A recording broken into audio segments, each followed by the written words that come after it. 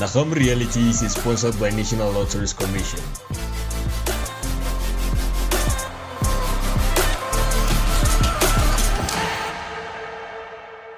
Shalom, greetings, Mzansis. Thank you so much for following us. Thank you for liking our page. Thank you for investing your money, your time, your spirit, your emotions in the content that God has trusted us with.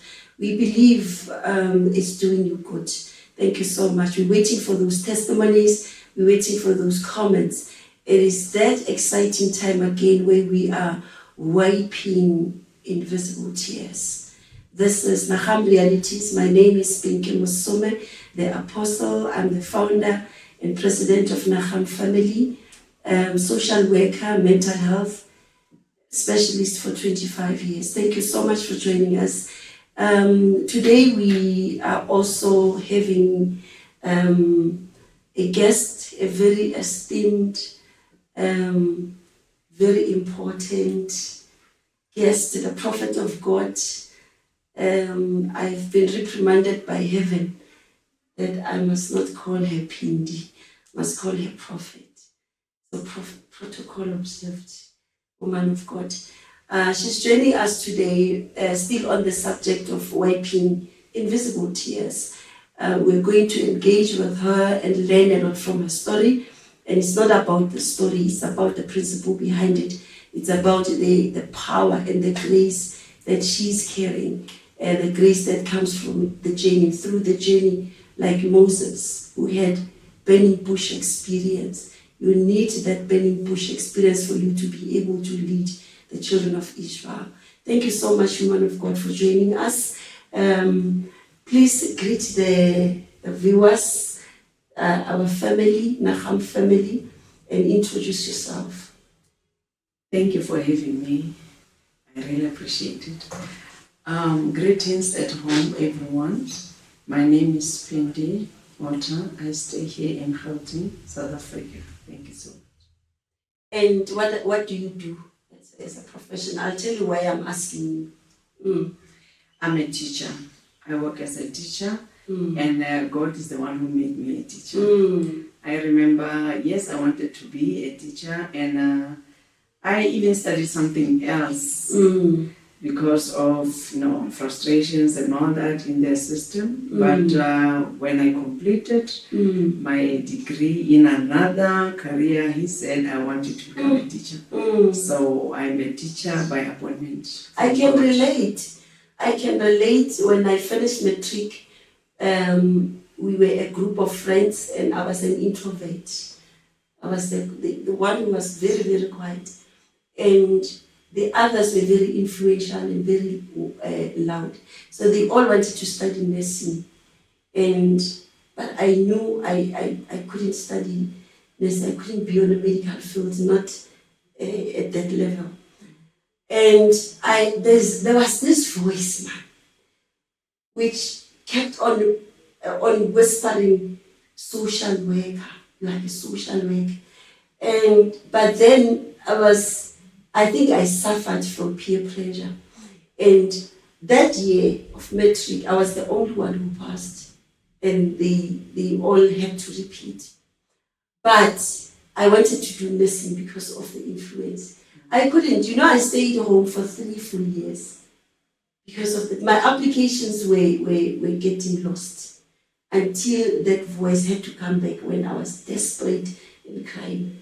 And that's when I just received wisdom that came with this voice and conviction. I'm talking years when I didn't even own the Bible, when I didn't even remember the Lord's Prayer.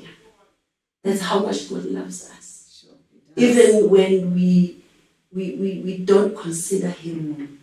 And because He had the purpose, He gave me wisdom to apply for social work. If you could have seen during aptitude test, I just wrote because I was there. It was multitudes of people and they just wanted 50. I happened to be one of the 50. That's how will be. Yeah, that was an appointment. Yeah. That was enough. So I can relate with the story. And thank you so much for joining us today. We're talking invisible tears. We are wiping invisible tears. And my excitement is that we're going to look at the issues around women that affect women across all ages, from every walk of life, in different categories and backgrounds and stuff like that. So this podcast is meant to allow people to come here and be used as God, by God, as instruments, as a voice to share knowledge and to share insight through their experiences on how they've done it, how they've dealt with their problems. Because sometimes we have these issues and we struggle with them because we don't know what to do. And the problem that is very primary is that you won't know what to do if you don't know what you are dealing with. That's very true. So the tradition behind it is that we will be looking at the fruit, the behavior, somebody's personality, something that you can see, and you judge a person based on that, not knowing the seed that came with that, the root cause. So when we talk invisible tears, can you relate with that subject in your own personal way? Yes, I can relate to that, because when we go through it, we think sometimes that is only us, only to find that we are part of many. And the invisible tears have the way of showing up in the future. It might be something that happened when you were young, and you experience the fruits thereof when you are an adult. Then we have to refer back to where it have started. So in my case, yes, I do have invisible tears as a child.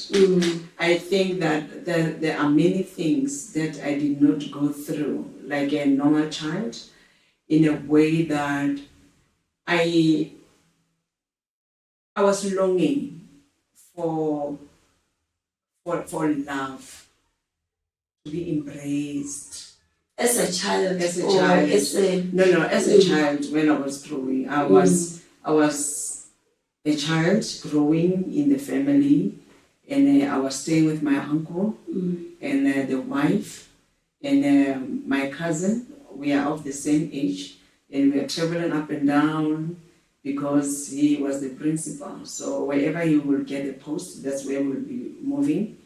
And it went on like that as a child. I became a teenager. Perhaps let's take it back a bit, so that we understand how you ended up with the uncle. Because we know that naturally a child is born from a father and a mother. Yes. From a nuclear family, even if it's not within that physical nuclear family, but the two people. Yeah. So when you grow up as a father, we would essentially expect you to be living or staying or being under care of either one of them. So in your case, where was your mom? Where was your dad? What happened? Okay. As a child, I hear that my mother was very young when I was born. She was only 15 when she conceived me, and she gave birth to me when she was 16, and she had to go back to school to finish school. And she, after matric, she went to college to become a teacher. Then she got married immediately after being a teacher. So as a child, I was raised in the family where there were grown-ups. Actually, I was the only child there, growing up where my grandmother, my great-grand, my uncles were. So I was seeing her with intervals. She will visit, and I will be seeing and being told that your mother is here or your mother is coming and all that. then I will see her from a distance. And I was always excited to see her as a child. So there are many things that I lost that I was not even aware that I'm losing because there was nothing to compare. You know, if you were having a father, then the father is gone, you can say, I miss my father because of 1, 2, 3. But in my case, I didn't know that I was missing my parents because I was just a child growing in the house. And when I was becoming of age, that's when I realized other things. To say, asking why is my mother not staying with us and all that. Then I would hear that she got married and what about my father. But in my family, talking about my father was a subject that will be avoided and not to be discussed. And you know, as the children of old, we were not like today's children where they will pursue the reasons and ask why. I will just grow like that. So many things got uncovered or unfolded when I was becoming a teenager now, when I was starting to realize other things. Just there, Phindi, you know what you're saying is extremely deep because you are relating a story of a child, a young girl in you, and I'm seeing how this child is evolving in terms of understanding things and in terms of gaining the momentum in the ability to ask questions. So when she was still very, very young, everything seems to be normal because she doesn't know what to expect.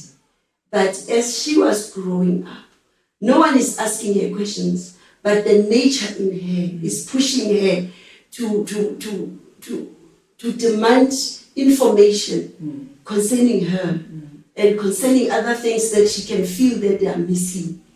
And now she's growing. The more she's growing is the more she's desperate for knowledge. She's desperate for identity revelation, self-mastery, self-awareness, self-understanding.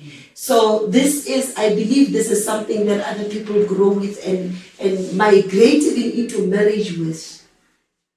So if it's something that is going to recur like this without questions and without you feeding the little girl in you with the whatever demands that she's making or whatever needs that she has, you're going to end up in employment, in big positions, in offices of power, in marriages, in serious relationships with this young girl, still making demands. And that will reflect a personality that is going to be confusing or misread or misunderstood by the people around you.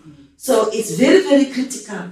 It's very critical because this young girl is like, she's showing the reflection of socialization from the primary garden, from the primary home, which is very key. Like the education or the knowledge or whatever, the teaching that I'm getting from this is the importance and the significance of exposing a child to the structure that she needs, whether the father or the mother is there or not, but there should be an effort to give this child a natural, acceptable system that she can relate with according to the nature in her. Right.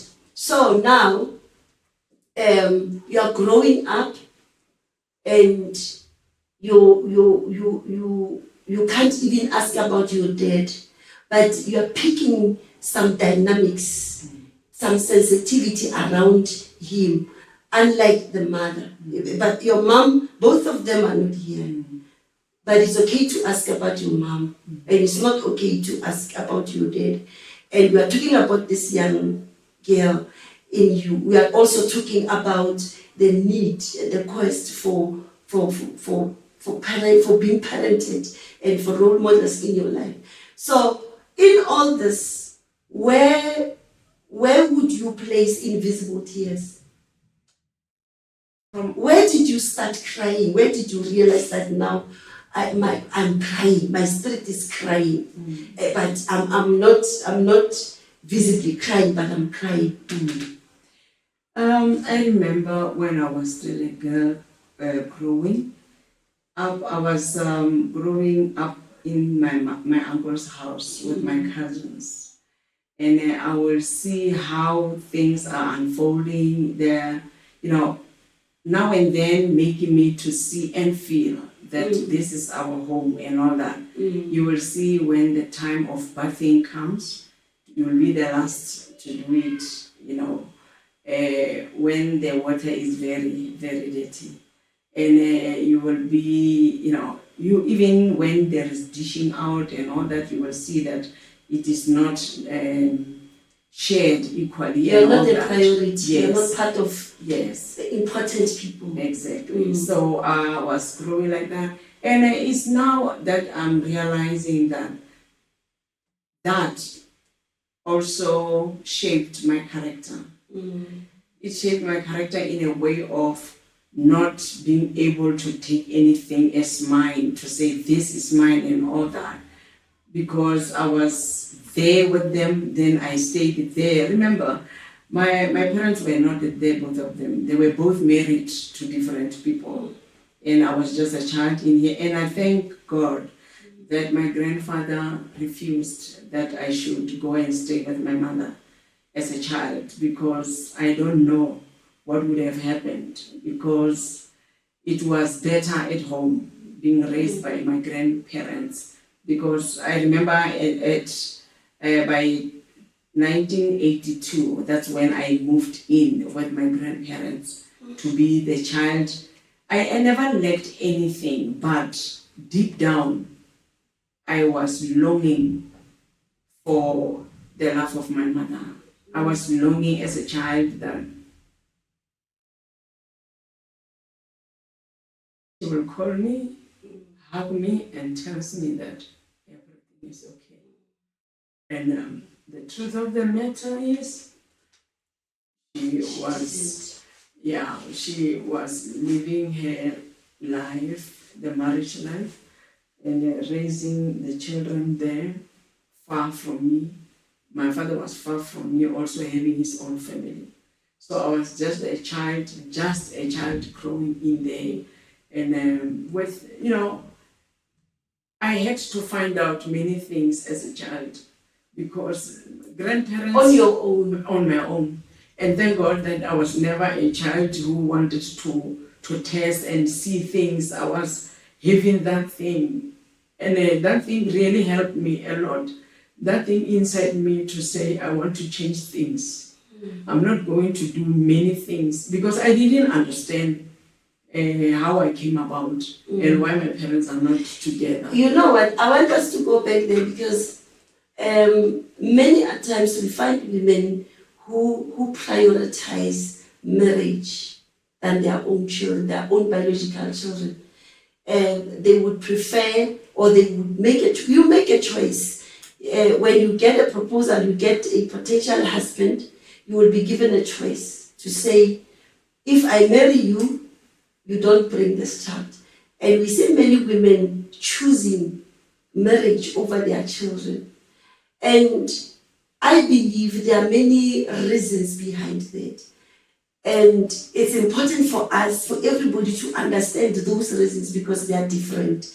Lest we paint different people with the same brush. So let's go back and find out what happened in your case, because now there's a lot of things happening around you, and your mother is there and your dad is there, and obviously now she's getting married and she has left you there, and she has left you with the freedom to decide. Otherwise you could have just decided it's because she's rejecting me. But was it the case? Because is it what she was going through? Is it what she was experiencing? Was she rejecting you? Was it rejection? How did you come about? Where was your father? So, because we want to establish the reason behind. What I will say is, by then, my mother would have wanted me to go and stay with her, but the husband that she married was not a kind man.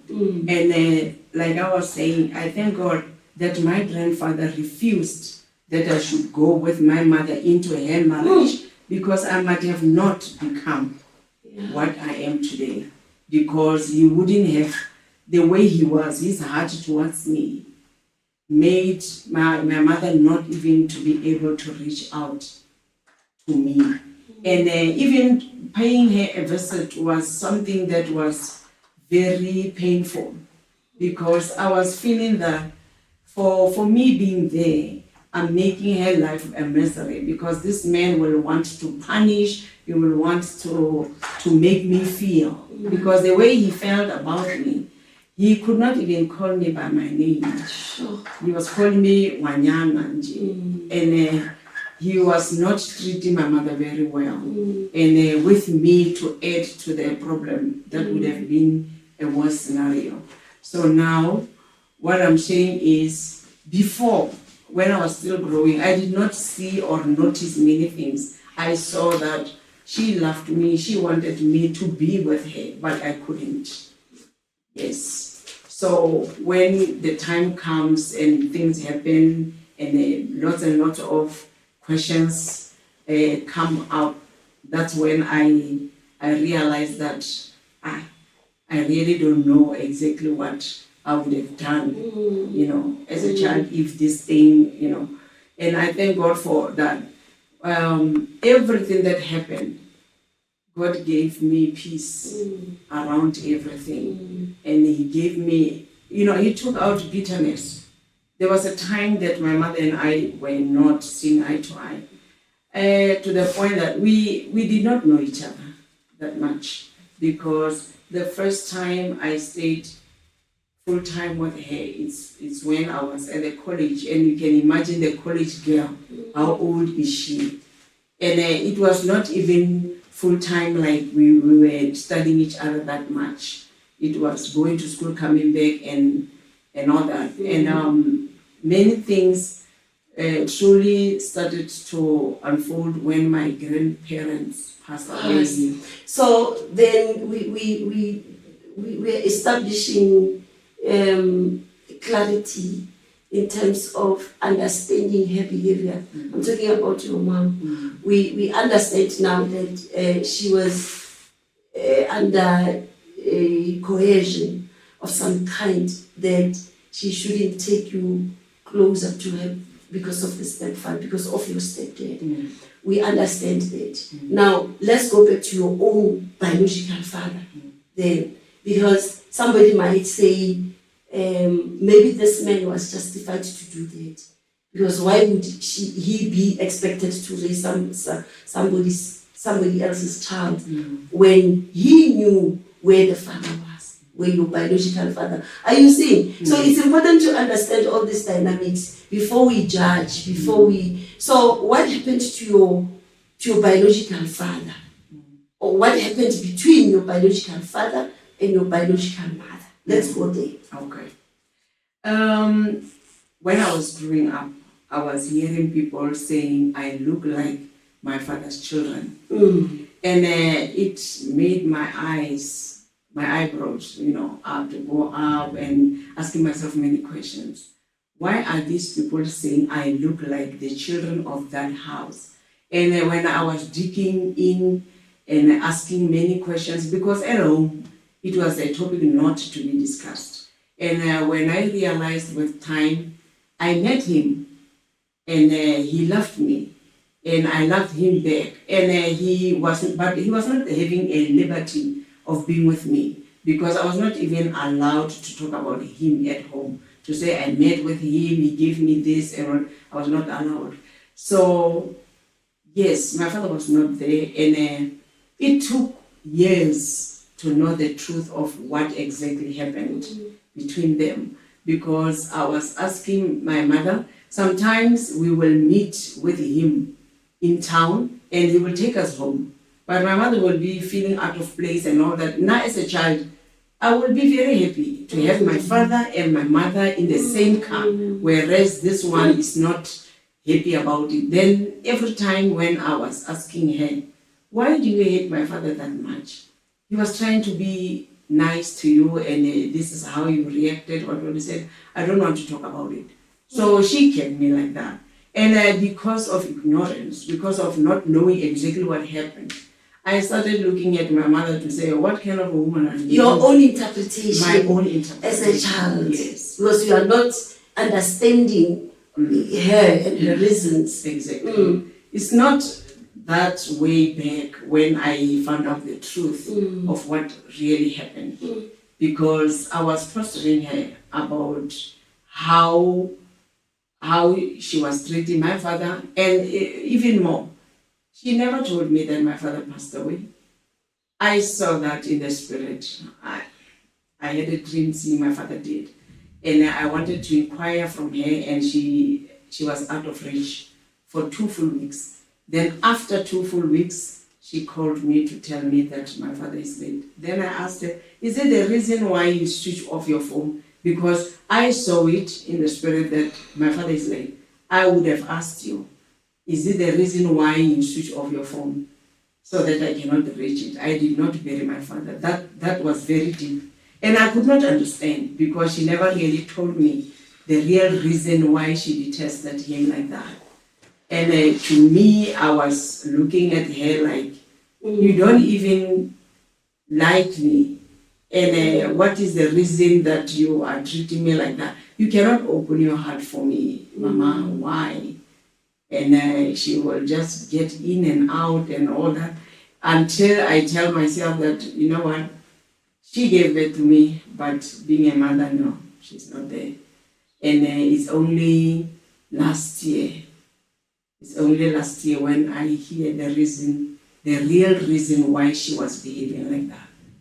And it is because I did not give her peace as far as asking the question, why this, why that, and maybe she got irritated, or maybe it was time for her to tell me the truth. And when I hear the truth, when it gets into my ears, I was kind of not surprised, but I was not shocked. But for one reason or the other, I don't know why, but I felt sorry for her. What is the reason? She told me that my father forced himself on her when she was 15. And this father of mine was somebody who was always coming to my grandparents' house. This is rape. Yes. You came out as a result of that. And this is the reason why your mom has been acting like this. Because when she looks at you, you are a constant reminder. I look like my father. But when you didn't know, when anyone else didn't know, it could have given another interpretation. Yes, very true. Because I was asking myself, what could be the reason why she hates my father? And when I hear about it, I could not hate him. His blood is running inside me. And I love the man. And he loved me, but he was not giving any allowance to even come and be with me or something. It takes us back now. Yeah. 15 years. Yes. So what was happening? How did it happen? The details of how I did not get, but the fact that she was violated by a family friend, somebody she trusted, somebody who was very much knowledgeable about the whereabouts of the family, that they are not around, and he took advantage. It did not happen in the house, of course, but knowing that this girl is only 15, and he did that to her, that was very cruel. Yeah. But I could not hate the guy. The personality of a rapist. it's often a person who's closer to you, who has known you and who has taken time to study your moves, and he has taken time to study you. These are people who knew each other. They were not strangers to one another. Because I will believe that as a child, when there are visitors, you will be running around making tea and all that. So that was the time, and frequenting at the family gatherings and all that, seeing this tender girl of 15 years and all that. And I can just imagine what was happening in his mind to finally do it, knowing that this is still a virgin girl. And then he just came inside her, and that's how I was conceived and all that. And when I hear how it happened, I got peace in my heart. I stopped accusing her. I felt so sorry for her because none of the girls asked for it, especially from somebody you trust. And I felt sorry for her. And I prayed for her. Actually, I started loving her now because I could understand better her behavior. And I made her to talk about it because remember the people of the old, they had secrets and they were not so open like today's children, where you will have to sit down around the table and talk about issues. That was something of the family, secrecy, but eventually it came out. Now that we know, let's go back again to the differences between then and now in terms of the dynamics of this relationship, Yalona, the two of you. What were the things that you were picking up, which were very prominent, that were coming as a behavior or as an attitude from her to you from that age? When I was a young adult, rejection. So did you understand why? No. Do you understand now? Now I do. How do you understand? How do you understand that? Teach us about the victim of rape and the way she would behave normally, or the way she would see you, and as a constant reminder, like what do you understand? Because then you are connecting me to invisible tears. You had never seen her cry. And you were not aware that she was crying behind the whole knowledge of your dad. Now you connected to the tears and you started with your own invisible tears, but you didn't know that they came from the DNA. Let's go there. How do you understand rejection at that level? Rejection is very deep. Why would she reject you? Because it's not your fault. Yeah. I believe that it is unresolved issues, and especially what happened to her that brought me forth. And being a photocopy of my father also is something that was working on her. The behavior towards me was very, very painful. There was a time I had to beg for her attention. She will do something for me and she will constantly remind me that I did 1, 2, 3, 4, 5, 6 for you. You are very ungrateful. Then I was asking myself, since when a mother does something for the child, will I have to count or write down that I did 1, 2, 3, but it's not the same with other children. Then I realized that there is something deeper into why she is behaving like that. Because she will do some things for me, but I won't hear the end of it. And it used to trouble me a lot. And I remember when I was getting married, the night before, she will just lash on me for no reason. Because I remember I was asking about, is there any cameraman? But who has a wedding without a cameraman? And I was I was blessed for that. To say, how can you be ungrateful? I went through 1, 2, 3 for you. You still want. I just have to be quiet because it was my day. Yeah. I didn't want, and many things showed me that we were not okay. So I'm hearing now the second thing, over and above rejection, anger, which was now directed to you.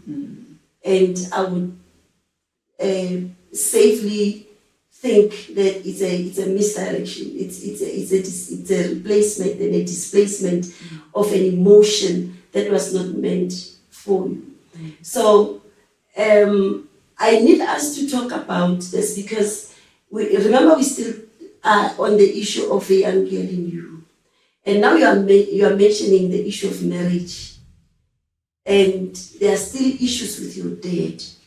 And there are issues with your mom. The piling up of issues like that, and you are going to step into marriage with all these things. So I just need people to understand the dynamics behind the rejection and the anger. Remember, this man came, he forced himself on her. The first thing that you will do as a victim is to reject the person. The second thing that you will do is to be angry, is to be bitter throughout the process of rape, there and there. And now, after that incident, she will remain with those emotions because it's like a seed that has been planted on her. And behold, she's pregnant. And the pregnancy means there's an umbilical connection between you, the fetus, and this woman who's carrying all this baggage. And when a child is born, you can see how healthy this child is. How has this child been feeding? Because no one has been bringing food for the child, literally, or water or stuff. He's been getting food and all the nutrients through the umbilical connection from the mother. So the fetus is depending on the mother for everything. Not only nutrients, even the formation of the personality, the emotions, the psychology behind it, what she's feeling, what she's carrying, the rejection, the anger, the bitterness, the rage, everything she is transferring.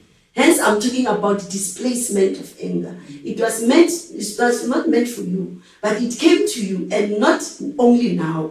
It came from that point. From that point until you were born, and again, the issue of readiness. This is a 15-year-old. Her future has been disrupted. Everything about it, she's not even ready for motherhood. So the anger is piling up. Everything is complicating for her. But the punching bag, the object, the immediate primary object is you. So then she's getting married by another man. There was no way that she would have taken, whether that man would have allowed her or not. Because it would be like she's staying in the same house with two men. You were representing the rapist. The man she hated. And there's this one that she loved. It's a contradiction. It's a conflict. She wouldn't have taken you to sleep in the same house with the man that she loved. So these are the dynamics that people need to understand, especially the children who are born out of these circumstances, because they get to blame the mothers. I'm not saying it's right, but if you understand, you have knowledge, you have a better way of dealing with it. You have a better way of dealing with it because you understand.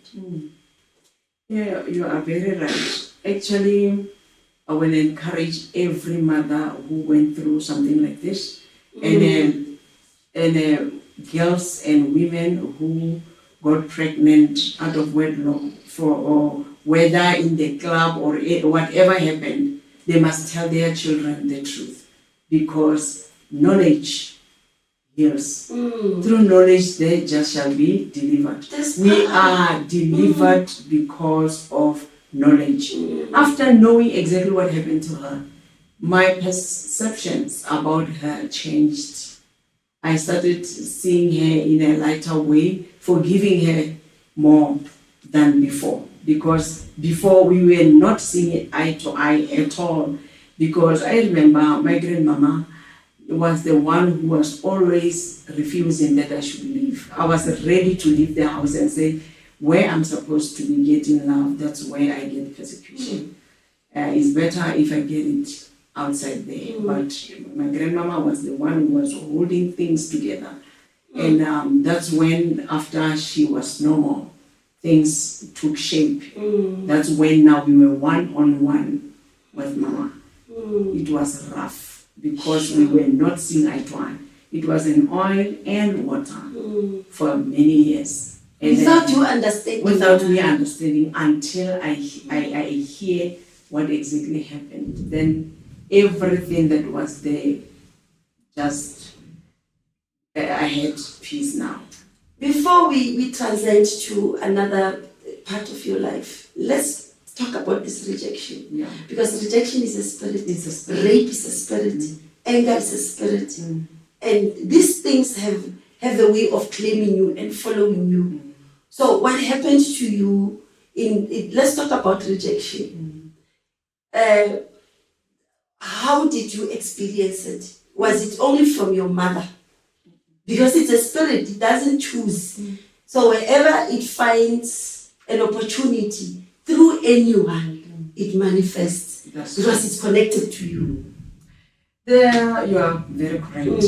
This rejection followed me all my life, to the point that it became part of me, to the point that if I get anything that is not rejection, I will be surprised to say, it's too good to be true. Yeah. How can I be loved and praised? That's true, because it went, and it is following me, but now I am going through deliverance. It was so severe that it went to my workplace, my, to the papers.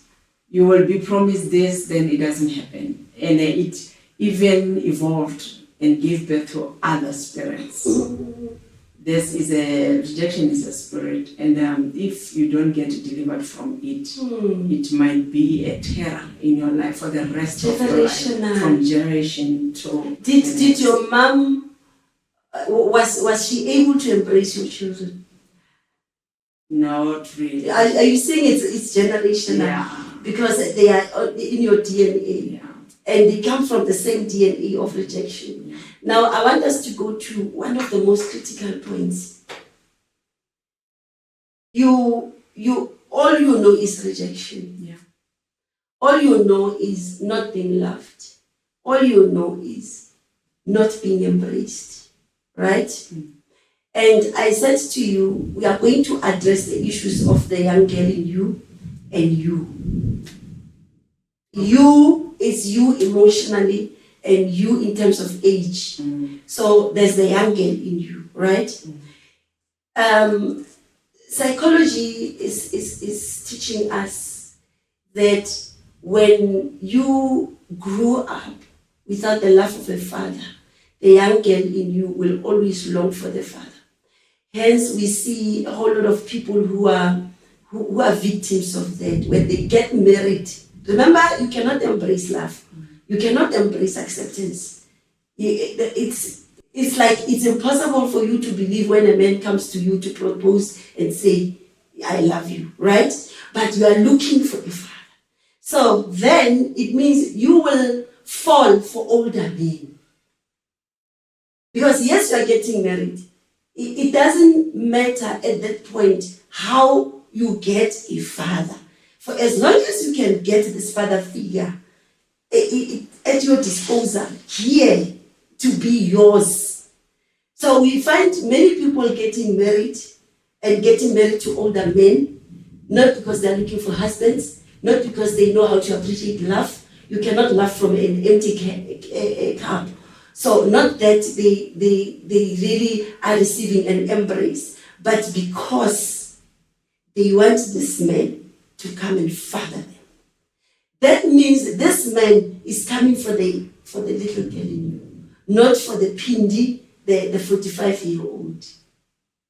So the expectation will be now, the expectation of the role of this man in this marriage will be you expecting this man, your husband, to be your father. Tell me about your husband. Tell me about the age difference. And tell me boldly that I'm lying. Fortunately, you are not. Fortunately, you are not lying. It is very true. And the age difference was? 27 years. 27. And did you know what I'm telling you now? No. So you could have easily misinterpreted it as love. And when he came, if you are lucky, there are men like that, especially older men, who love to come into a relationship, into marriage, just to come and father you. Because they are also having something to quench, something of that nature. And then if you meet like that, then the marriage becomes peaceful. And you misinterpret that as love. So I'm laughing because you are on point. Thank God for people like you who studied and know psychology and know that it is very true. I had a very beautiful marriage. There was peace and all that, and he let me be. He was supportive. Basically, you are his daughter.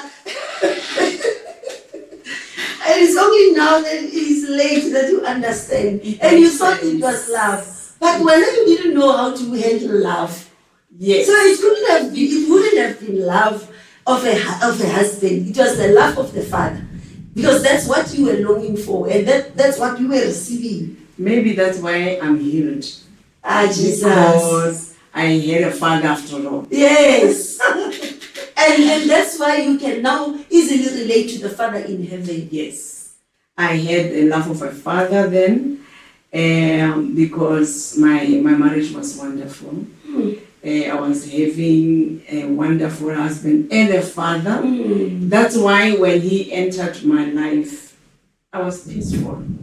I had both. Husband and a father. I thought you took his surname, so it will look like a husband. Oh wow! Yes, Jesus. Well, it makes sense now. That's the reason why I was very happy in my relationship with him. And even though he left after 13 years, the memories are still beautiful. And I'm still content that I had love of the father and the husband in him. So it is very true what you are saying. So, for the sake of the viewers, it becomes complicated when it's for someone else who's not as lucky as you are. Because, say for instance, it's me. If it's me, I get the same husband. And or I get a husband, whether of my age or not of my age, but the man has come for the sole reason of being my husband, not my father. So the little girl in me will be competing with the real me.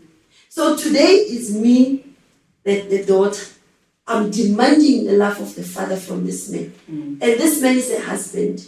And he's not here to give the love of the father. He's not a father. Then I will be frustrating him because it's a role confusion and role ambiguity. He doesn't know what I want. He doesn't know. He's struggling to get his identity in this marriage and my identity to him. In the next 2 weeks, I'm a husband. I'm a daughter. In a month, I become two things interchangeably to him, to the same man. And imagine what that can do to him, because he doesn't understand what to do and what he's dealing with. You know, what you are saying is very true. But in my case, I thank God that He healed me by giving me the father. That's why now I'm ready for the husband now. Yes. Because He's coming, husband, you're coming there. I'm ready, I'm healed.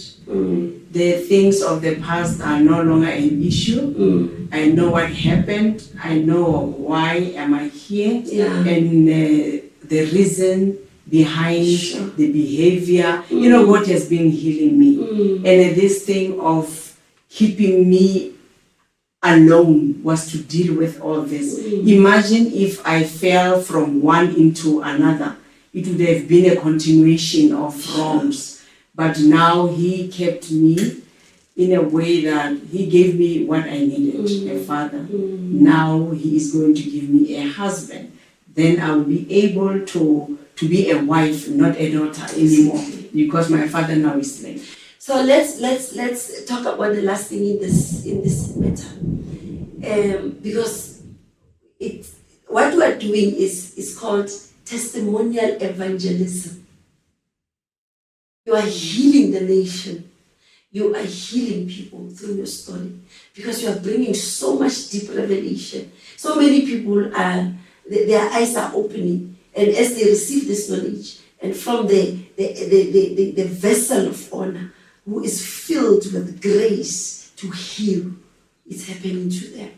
So lastly, let's help this two, let's help them with these two aspects. Your husband is late. There are other two things that happen in this type of a marriage. Remember, this man is older. It's either there's going to be a problem in the bedroom, intimately, because he's old, because of age. And when the wife in you needs a husband, what happens? You go outside to look for the husband. Here you have your father, you are sorted. But as you get sorted, the wife in you now is resurrecting. And she's also demanding what has to happen to her. So that's why we get a lot of women cheating in marriage. And they're not cheating because they're cheaters. They're cheating to quench this. Number one, that's intimate. And sometimes these older men are prone to sicknesses. So he could be impotent. And whether you are a young girl or you are an older woman, you are attracted to this man. You know, he's a constant reminder that you need to be intimate. Then you will go outside and look for someone, which is a problem. Number two, this man, because he's older. Number three, because he's older, it's possible that he can die young. He can die when your marriage is still young. And when he passes, you already have children. And the children now are growing up fatherless. It becomes a cycle. You grew up without the father. Now the children are growing up without the father because the father is late due to age gap. That is very true. I will start with the first one. Let me share this with you. I thank God for that. I thank God for everybody who was against my marriage in the first place. If it wasn't because of them, I don't know what would have happened. When I was to get married, a lot of people were saying things like, including the pastor. The pastor was saying, I'm too young, he's too old, I will cheat on him, and all that, I will leave him and I will run with the people of my age and what. And many people were waiting to see and to hear. And because of their words, they made me, no matter what, I stayed faithful until death did us part. Because of their words. I thank God because of our enemies. Yeah. My enemies are keeping me on toes. Yeah, Really opened up my eyes. And the knowledge that I was having, that they are waiting to hear wrong things and to see wrong things, they make me to stay faithful. Power of choice. Power of choice. Because we traditionally know that the there's power in words. But I think what you're saying, you're teaching us a new thing to say, as much as there's power in words, there's also power in rejecting negative words. That's true. You choose whether to receive them or not. You choose whether to become a breeding ground for these negative ways to manifest negativity in your life. So that was very powerful.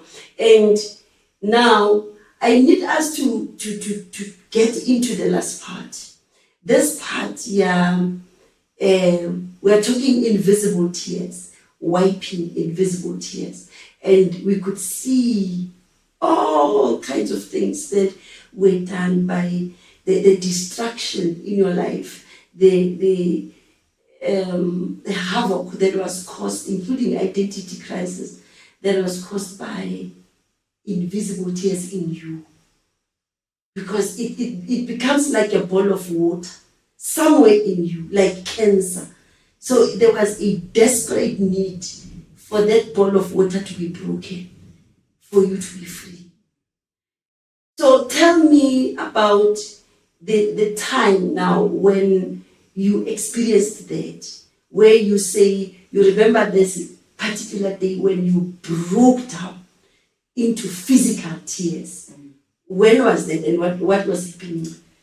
I remember very well that it was on Sunday. And there was a teaching that was going on. And when the subject or the teaching of the day touched the subject of the victim or the result of rape, because of the controversy, the controversial story of somebody here in South Africa that we know that he was arrested for raping and all that.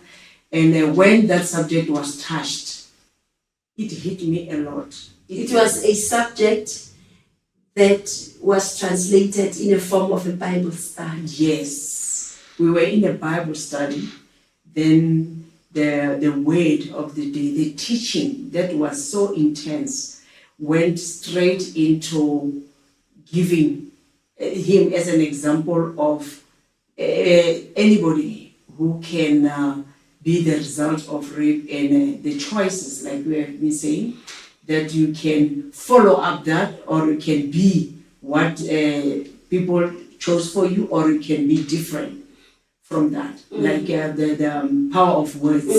So I could not handle it. It went straight into my heart, and I realized that it was only God that after everything that happened, I was still sane instead of being insane. I broke down.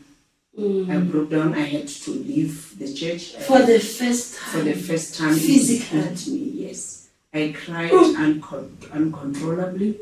I had to go out, seeing that I could not take it because that teaching was talking straight into my case, and I could relate vividly as if it happened yesterday. And that's when I broke, and that's when I saw that there is a deliverance that is very much needed. You know the power of the love of God. I want us to talk about that in a sense of obedience in two folds, because I was also there.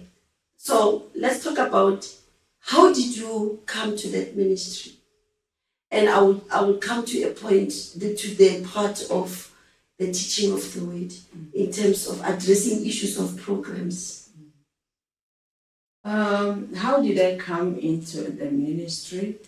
It was God Himself. God gave me the name and the surname of the apostle. He said to me, go to Apostle Phindi Motha and go and submit yourself there. I heard him loud and clear, and I obeyed.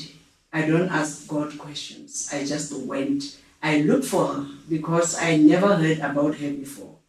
I never saw her. I never heard anybody talking about her. I had to Google her, and there were many phone calls made just to go and do what God said I should do. Eventually, I met another Apostle Pinky, but that one is from Mafikeng. she gave me the numbers of the apostle that God said I should go and submit myself under. And here I am. Were you aware that you were going there for this deliverance? No. You thought you were going for what? Like I was saying, when God says something, I just you follow. didn't even know. I didn't know. My God. I just followed Hey. the voice of God. He never explained anything to me to say you are going there for this. No, he said go and submit yourself under her. I did that. Remember, this is when you had been around. You had been to many churches. You were heavily called. You are the prophet of God, a peculiar prophet with a because even in the prophetic, there are specialists. You are carrying a very different, peculiar type of angelic prophetic, which is so relevant for the season now, just before the rapture, which is not known, it's not common. And that could not manifest in your life because it was stifled by everything that had been happening in your life. And God knew that you needed a specific type of grace. But He didn't explain. But what if you would have preferred? Because these days people prefer, they fellowship where they prefer. You see, the power of obedience. And little did you know that you were not only going for yourself, but even for the people that are watching you now, that are healing now. You could have missed people's millions, salvation of millions. Number two, the instruction that came that day regarding the word, God was not happy about people who are judging other people, you know. So He was saying, let there be a teaching according to the word of God regarding products of rape. When a person is a product of rape and is a man, he was born from rape, and from a young age he was rejected and he was subjected to rape. He was sodomized all his life. And now, when the only thing he knows is rape, he's growing up and he's starting to rape others. We are not seeing that part. We are not seeing. So I think that's what God wanted us to address, right? And now, that time, remember, you were told about, you were given information about your paternity and everything, and you thought you were dealing with it and you were okay, but the tears were still flowing and they were still invisible. And little did you know that you needed to break down. And it was during that teaching that you started screaming and you stormed out of the building. And everybody was surprised because as much as you thought you were okay, but you were still not talking about it. So people around there didn't know what was happening. And I thank God for the power. I think this is a teaching even for men and women of God to say, please, the issue of programs. What if there was a priority or sensitivity around program? Because if you surrender to God, you give Him an opportunity and you give Him permission to let you be used by Him in a way that, because you don't know the people who are here. You were there and we thought we knew you, only to find that we didn't. It had to take God and it had to take obedience in the house. So we thank God for that. And we really thank God because now we are seeing the layers appealing off. And it was after that even your mom was called in and she came all the way. Are you saying that she's not a bad person? She was a victim. So she was dealing with it her own way, in a way that she knows. And I thank God that she came, and we are talking even now, and I still believe God that she will come for her portion to speak to other women who went through that at her own level, you know. So yeah, we are where we are now. And what can you say, Phindi? What can you say? Are you willing to engage with our people on TikTok? Yeah. Because they are commenting now. We need we want to see influx. We want to see traffic in the comment section so that we can be able to engage further. And people must heal, man. People must, this thing, we don't want the post-traumatic stress to be a disorder, to evolve and to graduate into being a disorder, because it was not dealt with. So what can you say, what wrapping up the statement, the issue of you receiving love and the love issue, what can you say? In conclusion and my wrapping up, I will say, I thank God for healing me. Even though I did not receive from where I wanted or I would love to, I have love. God blessed me with the gift of love. I love unconditionally. And to show that I'm healed, I don't even hold grudges against anyone. And the love that I'm having today shows that God is alive. Because after everything, under normal circumstances, I was expected to be bitter and to have done many things, because many people are saying I did this because my mother did this. But God's hand that has been upon my life since I was born until today replaced everything with love. I'm ready to love, and I've been loving, and I will keep on loving unconditionally. This is powerful. This is powerful because what you are saying to me, what I'm hearing is the whole, you have harvested a whole lot of things in this journey. And one thing that you are mentioning to me now is that you became a breeding ground for the love of God to be cultivated in you, because you could not receive the love of men. So God took advantage. He actually received an opportunity to plant and to cultivate his own love in your heart, in your soul. And his love is unconditional, which is the same love that you have now, and which is very rare. And now that you say that, you remind me of the previous week when we were ordaining you. Your children, I think we will talk about the issue of how your children inherited the rejection and how they dealt with it in our TikTok. But what happened that really nearly broke me. I remember it was after the event and I was sitting there, and your firstborn came and he hugged me from behind and he whispered deep words. I don't forget the tone of his voice. Thank you for being a mother.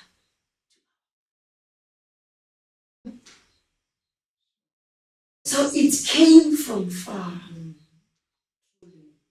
It came from far. So we thank God for you. We thank God for the journey. Yes. And we thank God because now even the gift has been revealed, has been unveiled, and the gift is working, and we thank God for that. The children are healing. They have healed. It's a lot. It's a lot that we can still share. And viewers, thank you so much. We will continue with this conversation on TikTok if you still want us to do that. The motivation or inspiration that I want to leave you with is, I know many people would be still saying what they like saying. The statement that if God loves me the way he claims to be loving me, or if God loves women, why would he allow rape?